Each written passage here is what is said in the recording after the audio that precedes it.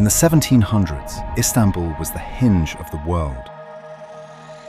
A city straddling two continents, commanding the narrow waters between the Black Sea and the Mediterranean, it stood not merely as the capital of an empire, but as the crossroads of civilizations. Here, Europe met Asia. Here, caravans from Persia and Arabia met Venetian merchants and French envoys. With a population historians estimate between 600,000 and 800,000, it was one of the largest cities on Earth, rivaling London, Paris, and Beijing. Yet behind its skyline of domes and minarets lay a city of contrasts, immense wealth and silent poverty, imperial ceremony and fragile wooden neighborhoods, always at risk of flame. Using detailed 18th century engravings, Ottoman miniatures, travelers' sketches, and early cartographic surveys, these scenes have been carefully reconstructed with advanced AI technology. Each building, street, and shoreline has been analyzed against historical records to create a photorealistic vision of the imperial capital as it likely appeared 3 centuries ago. What you are about to see is not imagination, but interpretation, history brought back into motion. Imagine approaching the city from the Sea of Marmara at dawn. The first sight is overwhelming. Rising above the ancient walls is a forest of slender minarets, piercing a pale gold sky. The great dome of Hagia Sophia dominates the peninsula, flanked by the elegant cascade of the Blue Mosque. Behind them spreads the sprawling mass of Topkapi Palace, its gardens and courtyards hidden behind high stone walls. The air smells faintly of salt water and charcoal smoke drifting from thousands of hearths. Gulls circle overhead, crying sharply above the creak of rigging and the slap of oars against wooden hulls. Now we move toward the Golden Horn, the deep, natural harbour that made this city unconquerable for centuries. In the 1700s, its waters were crowded with vessels, Ottoman galleys, merchant ships from Marseille and Genoa, Black Sea grain carriers, and smaller caiques ferrying passengers across the inlet. The shoreline is dense with warehouses, rope walks, and shipyards. The imperial arsenal, known as the Tersane-i Amire, stretches along the northern bank, where craftsmen hammer iron and shape timber for the Sultan's fleet. The Ottoman navy, though no longer at its 16th century peak, remains a powerful presence in the eastern Mediterranean. Look closely at the hills rising above the harbour. They are packed with wooden houses painted in ochre, red, and faded blue. Their upper stories jut outward over narrow, winding streets. Laundry hangs from windows. Water sellers weave through the alleys carrying brass vessels. Istanbul is magnificent from a distance, but at street level, it is intimate, crowded, and vulnerable. We climb now toward the Hippodrome, once the heart of Byzantine Constantinople. By the 1700s, it is known as the At Maidani, the Horse Square. The ancient Egyptian obelisk still stands at its center, weathered but defiant. Nearby rises the Sultan Ahmed Mosque, the Blue Mosque, completed in the early 17th century, its 6 minarets framing the skyline with deliberate symmetry. Inside, thousands gather for prayer, their movements synchronized beneath a ceiling of blue Iznik tiles. The rhythmic, a murmur of recitation spills outward into the square. Yet the 18th century is not a static era. The Ottoman Empire is changing. Military defeats in previous decades have forced reforms. European ambassadors reside in the district of Pera across the Golden Horn, bringing foreign fashions, printed books, and Enlightenment ideas. Coffee houses multiply across the city, where men gather to debate politics, poetry, and rumor. Beneath the domes and rituals, a quiet tension simmers between tradition and adaptation. Now we pass through the Imperial Gate into the outer court of Topkapi Palace. Guards in tall white headdresses stand at attention. Beyond these gates lies the administrative brain of the empire, a realm of scribes, viziers, and eunuchs who govern lands stretching from the Balkans to Arabia. Courtyards unfold in layers, each more restricted than the last. Within the palace kitchens, hundreds of cooks prepare meals for thousands daily. In the treasury, jewels from India and Persia glimmer in lamplight. The Sultan rules not only as monarch, but as caliph, the spiritual leader of Sunni Islam. But notice the materials of the city itself. Much of Istanbul in the 1700s is built of wood. Entire districts are tightly packed timber houses. Fire is a constant threat. Contemporary accounts describe devastating blazes that could sweep through neighborhoods in hours, leaving tens of thousands homeless. The beauty of the skyline conceals a fragile urban fabric. As the sun rises higher, the call to prayer echoes from hundreds of minarets in overlapping waves. Smoke thickens above the rooftops. The Bosphorus shimmers beyond the city walls, busy with ferries and fishing boats. It is a city alive with faith, commerce, and imperial memory. Yet beneath its grandeur lies vulnerability, political strain, architectural fragility, and the growing pressure of a world that is changing faster than the empire can comfortably absorb. In the coming years, this magnificent capital will face unrest, rebellion, and destruction by fire on a scale few cities could endure. But for now, Istanbul stands radiant, balance between continents, balance between eras, unaware of the transformations that lie just ahead. Morning spreads fully across the imperial capital, and with it comes movement. Istanbul in the 1700s does not wake gently, it surges. From the docks of Eminönü to the hills of Galata, the city becomes a current of bodies, voices, and trade.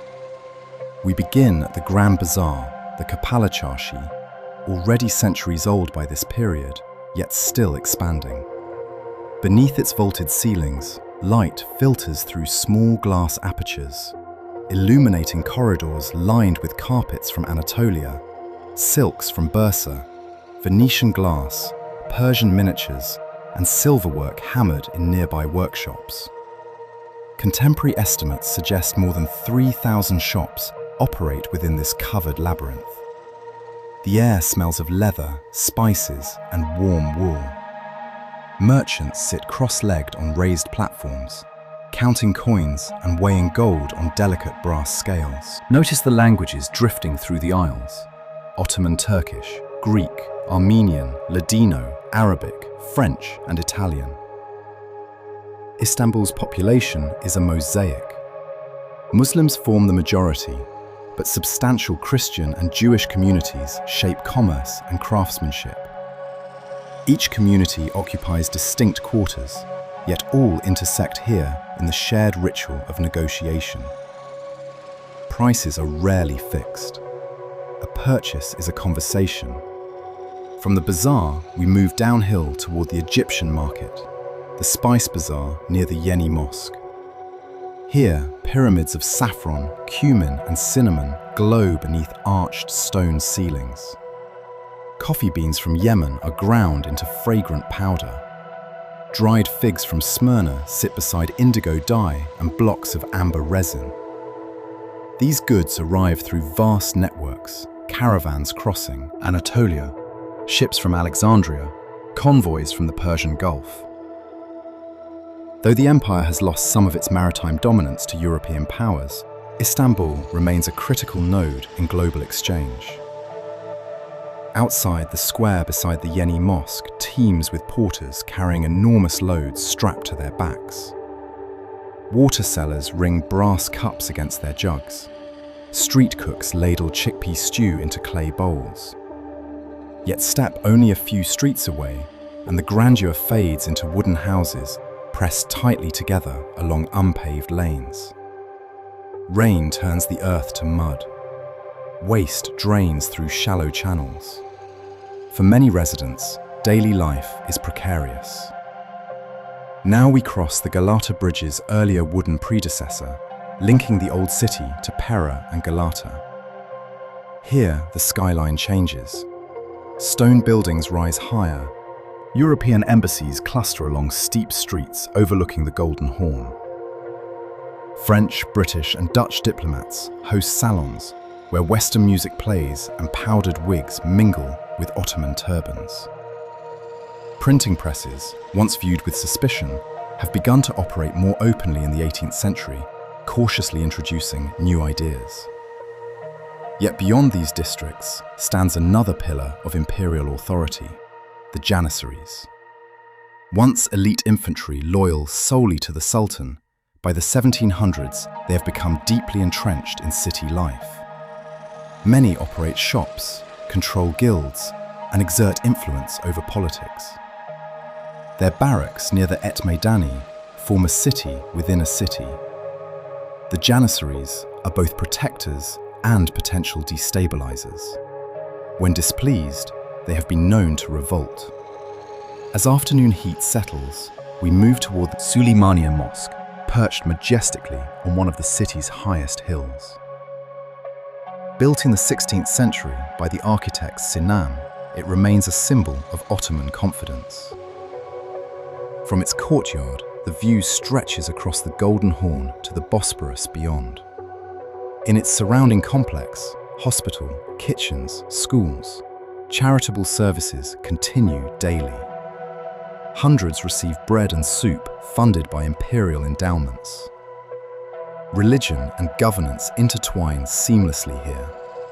But beneath the stability of ritual lies unease. The Ottoman Empire has endured military setbacks against Austria and Russia in recent decades. Tax burdens rise, provincial notables gain power. Reform-minded officials cautiously experiment with modernization, particularly in military organization. Not all welcome these changes. As dusk approaches, we descend toward the waterfront again. Lanterns flicker to life along the Bosphorus. Wealthy elites retreat to wooden waterfront mansions known as yal, lining the strait in elegant succession. Their facades glow amber in candlelight. Inside, music drifts through latticed windows. Silk cushions and painted ceilings reflect a refined Ottoman aesthetic, influenced subtly by European tastes. This is the beginning of what historians call the Tulip era's lingering cultural legacy, an openness to art, gardens, and foreign exchange. Yet even these waterside palaces are built of timber, and timber burns. In the crowded districts of Fatih and Balat, cooking fires crackle in narrow courtyards. Oil lamps swing from beams. A single overturned brazier is enough. Contemporary accounts describe entire quarters lost within hours when flames leap from rooftop to rooftop. Fire brigades exist, but organization is inconsistent. Residents often form bucket lines in desperate attempts to save what they can. Night deepens. Coffee houses fill again. Men lean close, whispering about court intrigues and rumors of Janissary dissatisfaction. Reform threatens established privilege. European influence unsettles conservative factions. The balance of this immense capital feels delicate. And then, just before midnight, a cry echoes from a distant street. Smoke rises against the darkened sky. At first it seems small, another routine blaze in a city accustomed to fire. But the wind is strong tonight, sweeping down from the north. Embers scatter across rooftops. Within minutes, flames leap from house to house, igniting the tightly packed wooden district. Bells ring, drums beat, the alarm spreads rapidly. From the heights of Suleymaniye, Observers can already see an orange glow spreading like a wound through the sleeping city. Istanbul has faced siege and rebellion before, but fire is different. Fire respects neither mosque nor mansion. And as the flames intensify... Thanks for watching the video. Imperial capital braces. If you enjoyed this video, please hit like and subscribe to continue exploring the past through carefully crafted historical reconstructions. And let me know which city we should reconstruct next. This is David, and I will see you in the next era.